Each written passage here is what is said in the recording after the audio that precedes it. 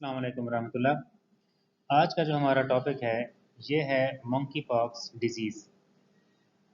Monkey pox है ये एक बीमारी है जो मंकी पॉक्स वायरस से फैलती है। और ये अच्छी बात यह है कि ये पाकिस्तान में अभी तक इसका कोई कंफर्म केस नहीं है। लेकिन गवर्नमेंट लेवल पे इसके लिए काफ़ी तैयारियां की जा रही हैं कि खुदा न खास्ता अगर ये आती है तो उसके लिए हम क्या करेंगे। आज मैं आपको कुछ पब्लिक अवेयरनेस के हवाले से और कुछ जो मेडिकल के स्टूडेंट्स हैं उनके हवाले से इससे रिलेटेड अहम चीज़ें बताऊंगा। जो चीज़ें हम डिस्कस करेंगे इसमें इंट्रोडक्शन है इसका, ये है क्या, पाकिस्तान के अंदर इसकी क्या सिचुएशन है, सिविरिटी इसकी कितनी ज़्यादा है, अगर ये पाकिस्तान में आ जाता है तो हमने क्या करना है, इसके वायरोलॉजी क्या है, इसको डायग्नोज कैसे करना है, इसकी ट्रीटमेंट और वैक्सीनेशन कैसे करनी है। ये इसके क्लिनिकल पिक्चर्स हैं। आप देख रहे हैं कि जिस्म पे मतलब रैशेस से बन जाते हैं। और बाकी वायरसेस से ये थोड़ा सा डिफरेंट इसलिए है कि इसमें लिम्फ एडिनोपैथी होती है, मतलब जो हमारे लिम्फ नोड्स हैं वो बढ़ जाते हैं। और इसका जो ड्यूरेशन है वो भी ज़्यादा है, वो तकरीबन 3 से 4 हफ्ते तक ये बॉडी के ऊपर रहते हैं। जबकि बाकी जो इस तरह के जो मिलते जुलते इन्फेक्शन हैं उनका ड्यूरेशन कम है।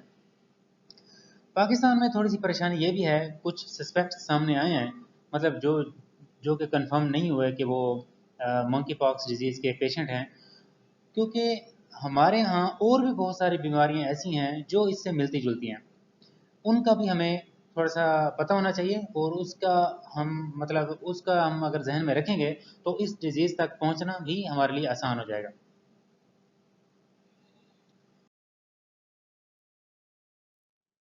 ये एक वायरल डिजीज़ है। इस पे बॉडी के ऊपर स्पॉट्स बनते हैं मीज़ल की तरह या बाकी और भी इस तरह के। और ये उसी तरह आसानी से नहीं फैलती।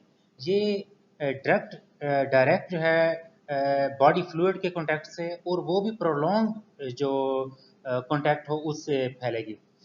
इसको भी सेक्सुअली ट्रांसमिटेड डिजीजेज या जिसको हम सेक्सुअली ट्रांसमिटेड इन्फेक्शंस कहते हैं इसमें लिस्ट किया गया है, क्योंकि ये सेक्स के ज़रिए भी फैलती है।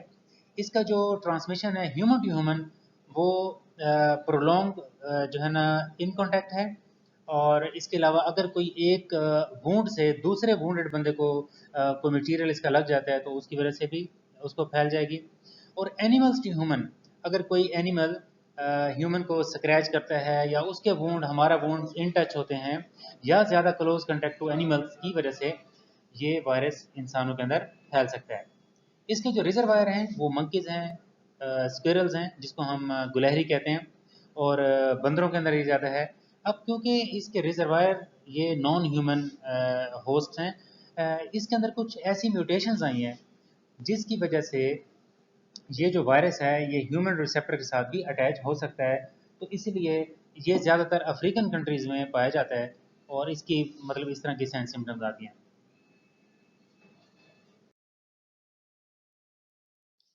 अगर हम पाकिस्तान की बात करें तो पाकिस्तान में अभी तक कोई कंफर्म केस नहीं है इसका। और जो भी रिपोर्ट हुए हैं अब तक वो सारे सस्पेक्ट्स थे, और उनमें कोई भी कंफर्मेशन ऐसी नहीं है कि जिसमें मंकी पॉक्स पाया जाता हो। इसको मिस डायग्नोज इसलिए किया जाता है, इसकी जो डिफरेंशियल डायग्नोसिस है ना वो बड़ी इंपॉर्टेंट है। मतलब इसके जो साइन सिम्टम्स हैं, इसका जो कोर्स ऑफ डिजीज़ है वो मीजल के साथ मिलता है, स्मॉल पॉक्स या ये हर्पिस इन्फेक्शन है, साइटोमेगालो वायरस है, क्रिप्टोकोकस के इन्फेक्शन है, सिफिलिस है, स्केबीज है, बैक्टीरियल इन्फेक्शन है, और इस तरह के कई सारे इन्फेक्शन हैं जिससे इसके जो साइन सिम्टम्स हैं वो मिलते जुलते हैं। अगर कोई बंदा ये चाहता है कि हम कौन से केस को रेफ़र करें कि उसका डायग्नोसिस करवाया जाए कि इसको मंकी पॉक्स है या नहीं है, उसको एक्सपर्ट डर्माटोलॉजिस्ट के पास जाना चाहिए। वो इस चीज़ को डिफरेंशिएट करके बताएगा कि भाई ये केस मंकी पॉक्स का प्रोबेबल या सस्पेक्ट केस है या नहीं है। अगर कोई बंदा ऐसे मुल्कों से सफ़र करके आया है जहाँ पे मंकी पॉक्स डिजीज़ है, तब उसका टेस्ट करवा लेना चाहिए। या जिसके साइन सिम्टम्स मिलते हों, इसमें जो याद रखें स्किन पे रैशेस के साथ लिम्फेडिनोपैथी हो, और वो जो रैशेस हैं वो ज़्यादा अरसा तक रहें, तब उसको कंसीडर किया जा सकता है कि इसको कहीं मंकी पॉक्स ना हो।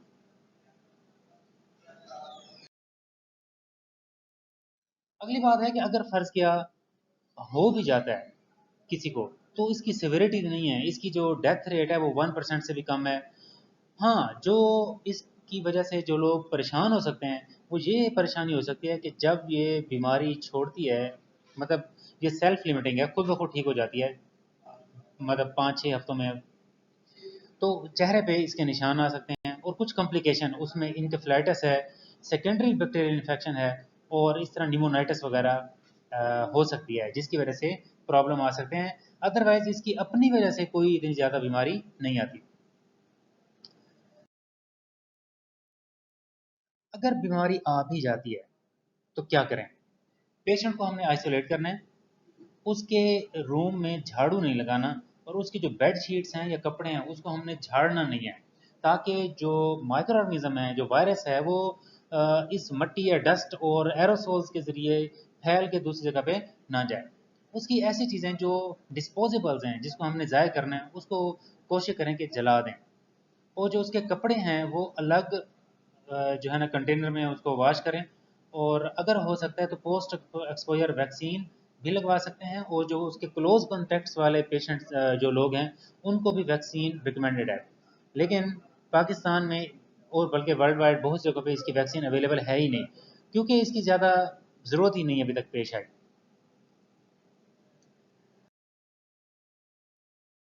अगर हम इसकी वायरोलॉजी देखें तो ये पोक्स वैरायटी से ताल्लुक़ रखता है, यह डीएनए वायरस है।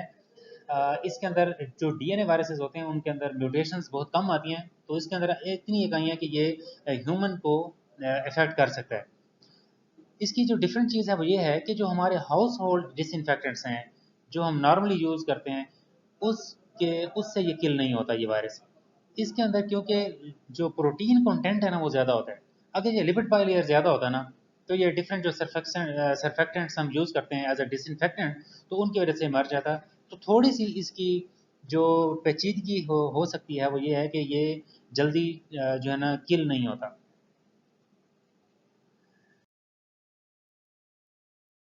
इसको डायग्नोसिस हम कैसे कराएंगे? पेशेंट जो है ना, इसको हम क्लिनिकली जो है वो जो डर्मेटोलॉजिस्ट होगा वो इसको डायग्नोज करेगा इनिशियली। उसके लिए जो कंफर्मेशन टेस्ट है जो लैब का, वो पीसीआर है, और इसमें हम एंटीबॉडीज़ भी चेक कर सकते हैं। अगर एंटीबॉडीज़ आपको पता है तभी आती हैं जब 15 से 20 दिन गुजर जाएं, तो ये पोस्ट इन्फेक्टेड पेशेंट के अंदर हम इसका लेवल चेक कर सकते हैं। इसकी जो ट्रीटमेंट और वैक्सीनेशन है वो स्पेसिफिक नहीं है ट्रीटमेंट इसकी। और जो सिम्टोमेटिक ट्रीटमेंट की जाती है, डिहाइड्रेशन को कवर करना है हमने, या फीवर है, या बॉडी पेन है, या और जो उसको साइन सिम्टम्स आ रहे होते हैं वो हमने कवर करने होते हैं। और वैक्सीनेशन भी की जा सकती है इसकी प्रिवेंशन के लिए। और वैक्सीन जो है मुख्तलिफ कंपनियों की मुख्तलिफ जगहों पे बन रही है, कहीं पे बन चुकी है, कहीं पे अवेलेबल है, लेकिन ये वर्ल्ड वाइड और जो इजीली अवेलेबल नहीं है। तो अगर हम अपने पाकिस्तान की बात करें, तो पाकिस्तान में अभी तक अल्हम्दुलिल्लाह इसका कोई केस कंफर्म नहीं है। लेकिन पॉसिबिलिटी है कि कहीं ये इसका आउटब्रेक आ ना जाए। अगर आ जाता है तो परेशान नहीं होना, इसकी प्रिवेंशन है। और दूसरा, इसका जो ट्रांसमिशन है वो इतना इजीली नहीं है जिस तरह कोरोना का था, या बाकी चीज़ों, बाकी जो कई चीज़ें ऐसी हैं जिनका ज़्यादा है। और दूसरा, अगर खुदा न खासा हो जाता है तो ये सेल्फ लिमिटिंग है, मतलब ये खुद ब खुद ख़त्म हो जाती है। और इसकी अगर हम एहतियात करेंगे तो इंशाल्लाह होगा भी नहीं, और अल्लाह करेगा पाकिस्तान में ही आएगा भी नहीं। इससे रिलेटेड अगर कोई आप लोगों का सवाल हो तो आप पूछ सकते हैं। Thank you so much. अल्लाह हाफ़िज़।